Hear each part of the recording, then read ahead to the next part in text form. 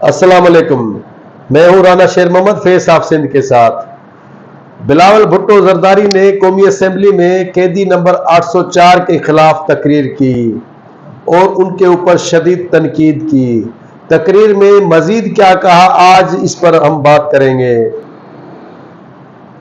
पंजाब से peoples party के कौमी असेंबली के एक रुकन कामयाब हुए हैं जो पीटीआई की निशस्त थी, और उस नौ मुंतखब रुकन कौमी असेंबली ताहिर रशीदुद्दीन ने आज हलफ भी उठा लिया। और हलफ उठाने के बाद अब कौमी असेंबली में पीपल्स पार्टी के अरकान की कितनी तादाद हुई है, इस पर भी बात करेंगे। और कौमी असेंबली और सेनेट के जो इजलास हो रहे हैं उसमें जुडिशल पैकेज पर क्या होने जा रहा है, क्या 2/3 अक्सरियत हुक्मरान इत्तेहाद को मिल चुकी है या नहीं, इस पर भी बात करेंगे। दोस्तों, जिसने मेरा ये चैनल सब्सक्राइब नहीं किया, बराए करम इसको सब्सक्राइब कर लें, और अगर आज की वीडियो आपको पसंद आती है तो इस पर कमेंट्स में अपनी राय जरूर दें।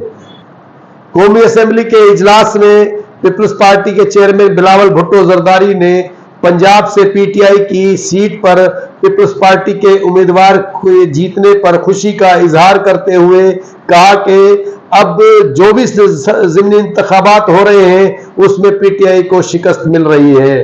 पाकिस्तान की अवाम अब कैदी नंबर 804 के साथ नहीं है, और ये जो फार्म 45 और 47 का प्रोपेगेंडा कर रहे हैं इनका भी जल्द ही पता चल जाएगा, और फिर ये अवाम को मुंह दिखाने के काबिल भी नहीं रहेंगे, और ये सारा ड्रामा क्यों चल रहा है इसका भी जल्द ही पता चल जाएगा। उन्होंने मजीद क्या कहा, आइए सुनते हैं। मैं मखतूम ताहिर राशिदीन साहब को इस हाउस का मेंबर बनने पे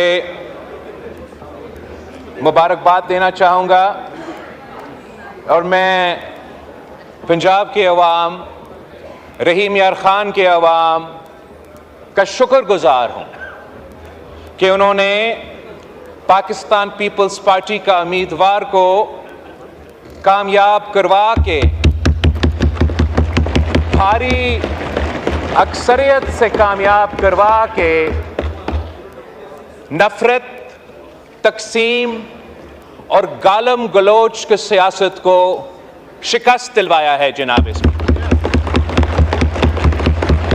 मैं पाकिस्तान पीपल्स पार्टी का जनूबी पंजाब का तंजीम को नेशनल असेंबली का फ्लोर पे खड़ा होके मुबारकबाद देना चाहूंगा। जनाब स्पीकर, ये मेरे वो सिपाही हैं जो जो भी हालात हो,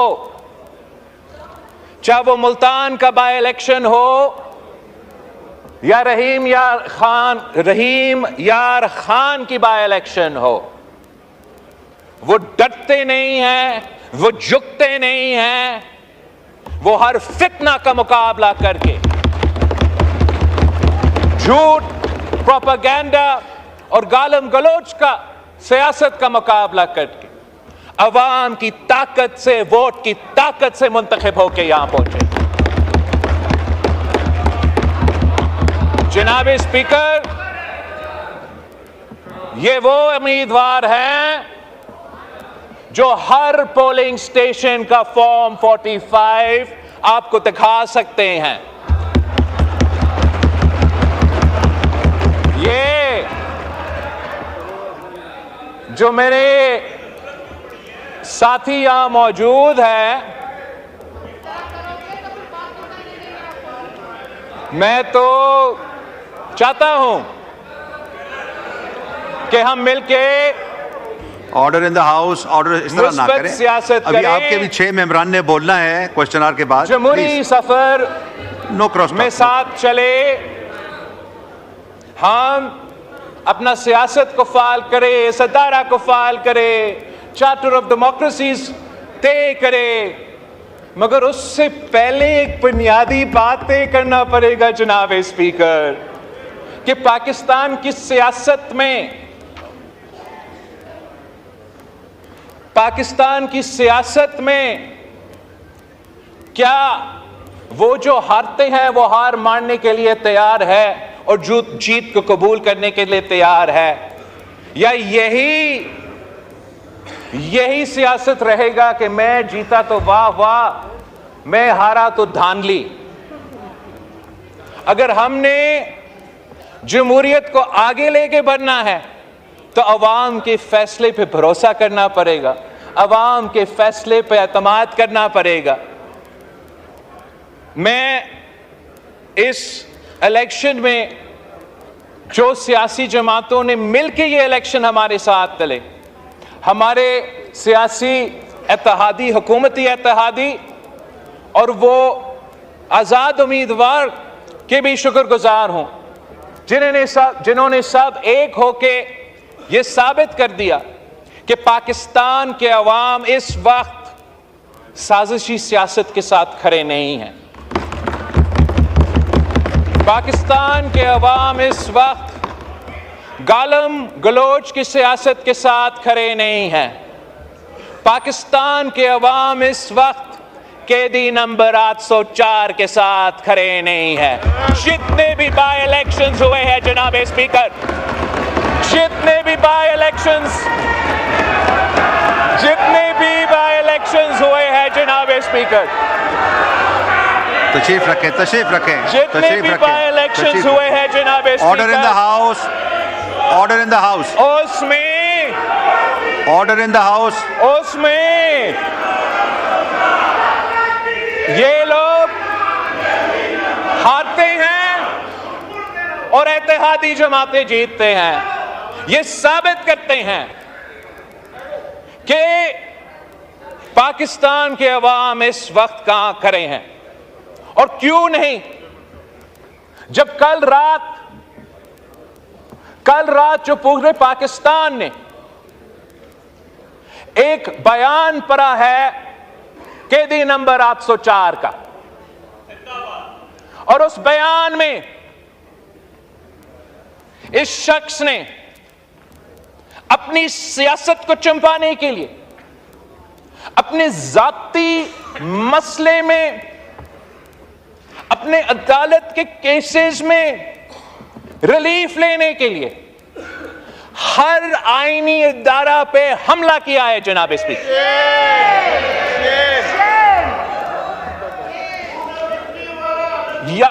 मैं तजवीज कर देता हूं तरीके इंसाफ को कि इसको आप तहकीकात करें कि क्या ये वाकई खान साहब का स्टेटमेंट था या नहीं। इसलिए कल तक हम तो एक बहुत मुस्बित डायरेक्शन में चल रहे थे जनाब स्पीकर। हमने एक ऐसा फोरम बनाया था जिससे मेरा उम्मीद था और है कि हम जमहूरियत और इन इदारों के फायदे में लेजिस्लेशन करेंगे। लेकिन कल रात एक हमला किया है जनाब स्पीकर, जो कि एक बार फिर जमहूरियत पे एक हमला है।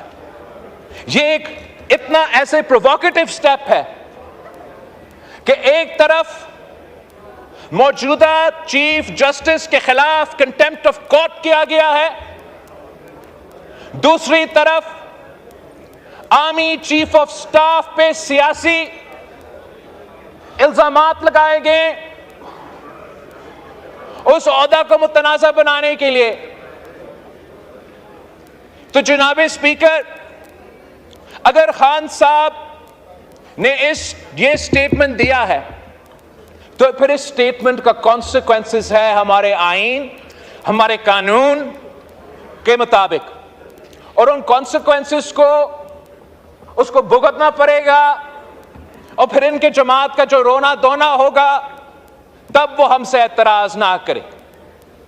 खान साहब ने अगर ये स्टेटमेंट दिया है तो जो मसले खान साहब के लिए बनेंगे और खान साहब की जमात के लिए बनेंगे और खुदा ना खास्ता हमारा जमहूरी निजाम के लिए बनेंगे, वो तो उनका जिम्मेदारी है। अगर ये स्टेटमेंट खान साहब ने नहीं दिया, अगर खान साहब ने ये स्टेटमेंट नहीं दिया तो अब फौरी कायदे हिज़्ब इख्तिलाफ या उनके पार्टी का चेयरमैन एक्सप्लेनेशन दे कि ये ट्विटर अकाउंट अली अमीन साहब चला रहा था, मरवत साहब चला रहा था, इनसे पूछे खान साहब का इससे कोई वास्ता नहीं है। ये क्लैरिफिकेशन देना बहुत ही जरूरी है जनाब स्पीकर। ये जो इल्जामात कर लगे हैं, this is a pattern of an exercise that has been going on since the days of the no confidence motion जनाब स्पीकर।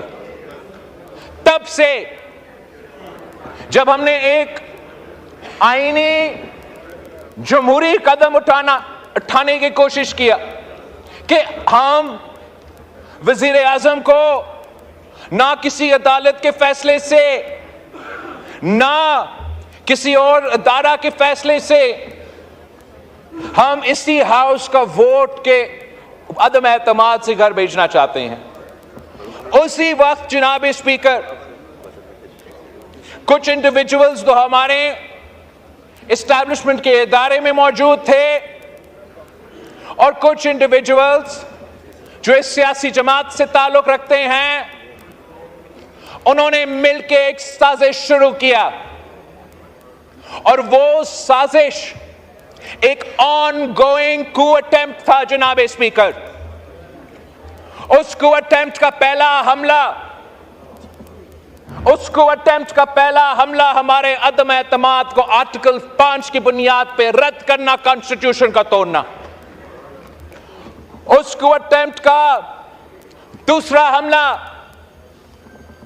जबरदस्ती किसी न किसी तरीके से आर्मी चीफ के अपॉइंटमेंट से पहले इलेक्शंस करवा दो। उस ऑनगोइंग कू का तीसरा हमला कि किसी न किसी तरीके से इस अपॉइंटमेंट का प्रोसेस का मुतनाजा करवा दे। एक कोऑर्डिनेटेड एफर्ट के मुताबिक जनाब स्पीकर मीडिया एंकर्स को लॉन्च किए गए, सियासतदान को लॉन्च किए गए और अपना ही आर्मी चीफ के खिलाफ एक साजिश जारी था कि जो भी हो, यह शख्स जिसके बारे में कहा जाता है कि जब वो इंटेलिजेंस चीफ था उसने खान साहब का करप्शन पकड़ा था, जब वो इंटेलिजेंस चीफ था उसने वो करप्शन के सबूत खान साहब के सामने रखा कि आप एहतसाब की बात करते हो, आप इंसाफ की बात करते हो, आप इस पे एक्शन ले। इसके बजाय कि उस करप्शन पे एक्शन लिया जाए, उसने वो इंटेलिजेंस चीफ को हटा दिया जनाब स्पीकर। फिर उसने मिलके उसी अदारे के अहम शख्सियात के साथ मिलके यह साजिश करने की कोशिश की कि इस आईनी प्रोसेस को सैबोटाज करे। और यह साजिश वहां रुकता नहीं है जनाब स्पीकर। मैं उससे टाइम से पहले बात नहीं करना चाहूंगा, मैं हुकूमत का वजीर नहीं हूं, मुझे डिटेल शायद नहीं पता होगा, लेकिन जिस तरीके से इस वक्त तहकीकात चल रहा है, ये जो इनका फॉर्म 45, फॉर्म 47 का प्रोपेगेंडा है जनाब स्पीकर, इस पे भी एक बहुत बड़ा कहानी सामने आने वाला है। कुछ वो साजिश जिसने पहले अदम एतमाद को रोकना था, फिर चीफ का अपॉइंटमेंट को रोकना था, उस साजिश ने इस इलेक्शंस को भी डिस्टर्ब करने थे जनाब स्पीकर।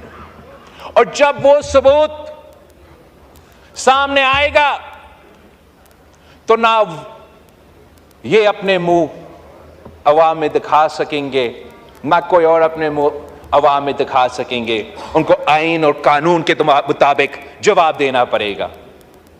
मैं एक बार फिर इस बात पे जोर देता कि जब भी जमहूरी जमातें जमहूरियत की तरफ एक कदम आगे बढ़ते हैं तो सोचना चाहिए कि ऐसे एक्सट्रीम पॉइंट, एक्सट्रीम बयान, एक्सट्रीम मौकिफ क्यों और कैसे लिया जाता है। यह सवाल हुकूमत और इत्तेहादी जमातों को अपने आप से भी पूछना चाहिए।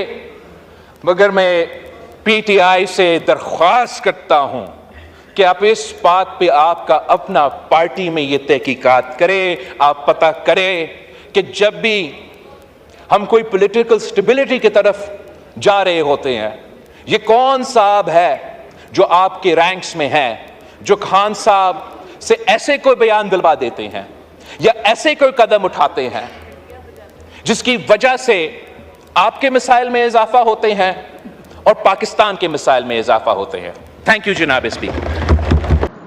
पंजाब के हल्के NA 171 रहीम यार खान 3 से 9 मुंतखब कौमी असेंबली के जो रुकन कामयाब होकर आए हैं ताहिर रशीदुद्दीन, उन्होंने पीपल्स पार्टी के रुकन की हैसियत से आज हलफ उठा लिया और कौमी असेंबली के इजलास में हलफ उठाने के बाद अब पीपल्स पार्टी के जो अरकान थे उनकी तादाद 68 से बढ़कर 69 हो गई है। कौमी असेंबली और सेनेट का इजलास हो रहा है और उसमें क्या हुक्मरान इत्तेहाद को 2/3 अक्सरियत मिल गई है या नहीं, अब तक तो हुक्मरान इत्तेहाद ने अपने सारे के सारे पत्ते जाहिर नहीं किए, मगर अपने सब अरकान को इजलासों में शिरकत करने की ताकीद की है।